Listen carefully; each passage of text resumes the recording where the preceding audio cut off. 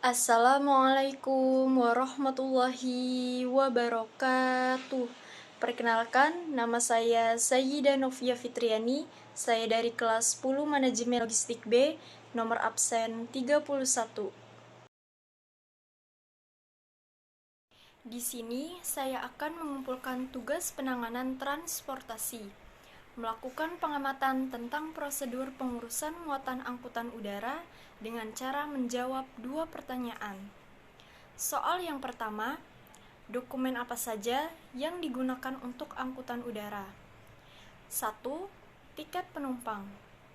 Menurut pasal 1 ayat 27 Undang-Undang Nomor 1 Tahun 2009 tentang angkutan udara, tiket adalah dokumen berbentuk cetak melalui proses elektronik atau bentuk lainnya yang merupakan salah satu alat bukti adanya perjanjian angkutan udara antara penumpang dan pengangkut dan hak penumpang untuk menggunakan pesawat udara atau diangkut dengan pesawat udara.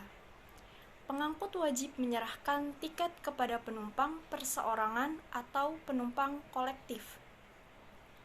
Pasal 150 ayat 2 Undang-Undang Nomor 1 Tahun 2009 tentang pengangkutan udara mengatur bahwa tiket pesawat harus memuat nomor, tempat, dan tanggal penerbitan, nama penumpang dan nama pengangkut, tempat, tanggal, waktu pemberangkatan dan tujuan pendaratan, nomor penerbangan, tempat pendaratan yang direncanakan antara tempat pemberangkatan dan tempat tujuan apabila ada pernyataan bahwa pengangkut tunduk pada ketentuan dalam undang-undang.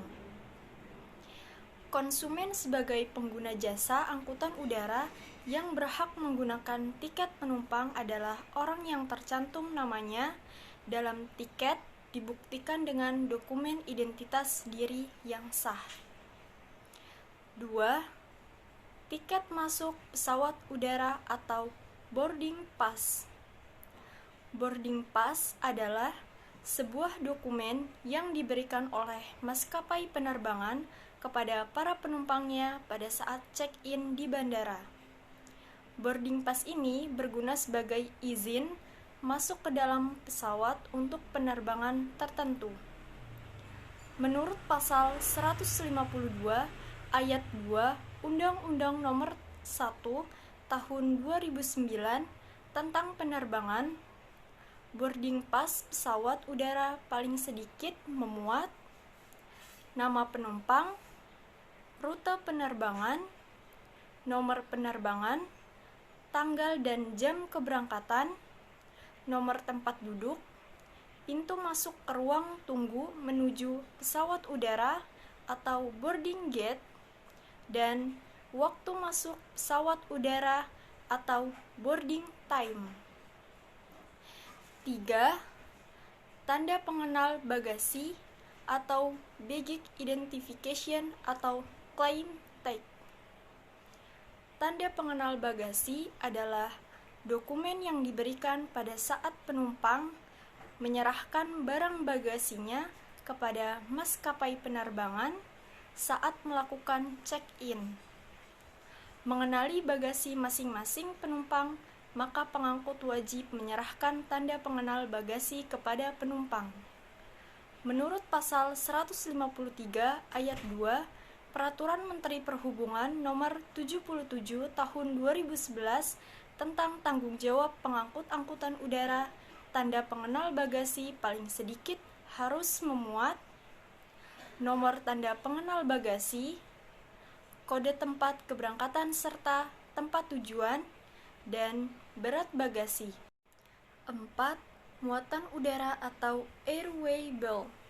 Pasal 1 angka 28 Undang-Undang Nomor 1 Tahun 2009 tentang penerbangan menyatakan bahwa surat muatan udara adalah dokumen berbentuk cetak melalui proses elektronik atau bentuk lainnya yang merupakan salah satu bukti adanya perjanjian pengangkutan udara antara pengirim kargo dan pengangkut dan hak di mana penerima kargo untuk mengambil kargo.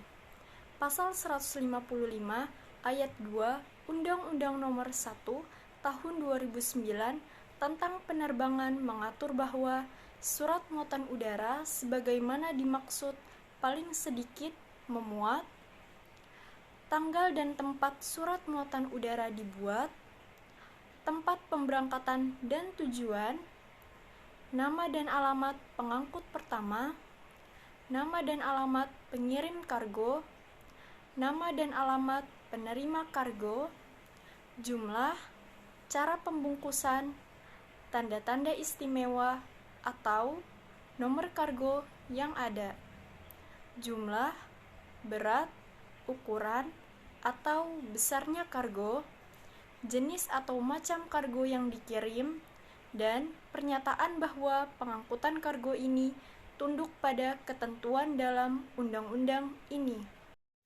Soal yang kedua, bagaimana pengurusan muatan angkutan udara? Adapun 3 pihak utama yang terkait dengan pengiriman kargo, yaitu 1. Pihak pengirim atau shipper.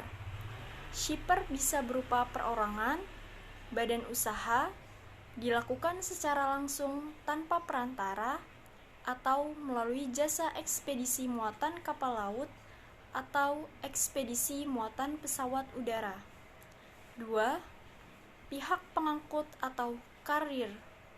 Carrier bisa berupa cargo sales airline, cargo sales agent, airline atau air charter yang juga berfungsi sebagai pengangkut kargo.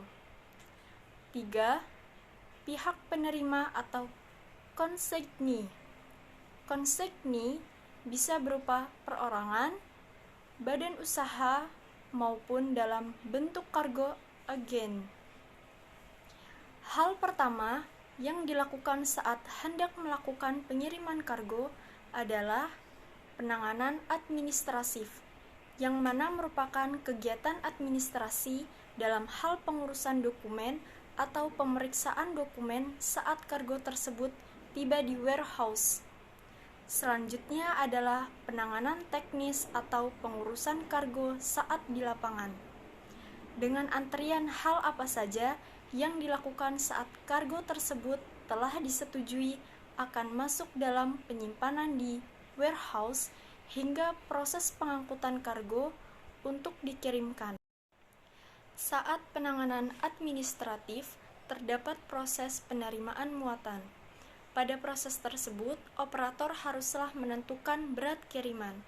Menentukan berat kiriman atau kargo ini didasarkan pada 2 cara perhitungan, yaitu berdasarkan volume barang dan berat sesungguhnya. Kemudian pemeriksaan dokumen yang disertakan saat hendak melakukan pengiriman kargo. Beberapa dokumen yang harus disertakan oleh pengirim dalam pengiriman kargo udara, diantaranya yaitu Airway Bill atau surat muatan udara. Menurut IATA, Dangerous Goods Shippers Declaration, yaitu pengirim harus menyiapkan formulir yang menyatakan bahwa kargo telah dikemas, diberi label, dan dinyatakan sesuai dengan IATA, Dangerous Goods Regulations atau DGR. Tidak hanya itu, saat penerimaan pengiriman kargo, ada beberapa hal yang harus diperhatikan, yaitu menentukan berat kiriman dan pengecekan dokumen. Selanjutnya, sebagai operator juga harus memastikan packing barang dangerous goods apakah sudah sesuai dengan regulasi yang ditentukan. Sekian dari saya, terima kasih. Apabila ada kata-kata yang salah, mohon dimaafkan. Wassalamualaikum warahmatullahi wabarakatuh.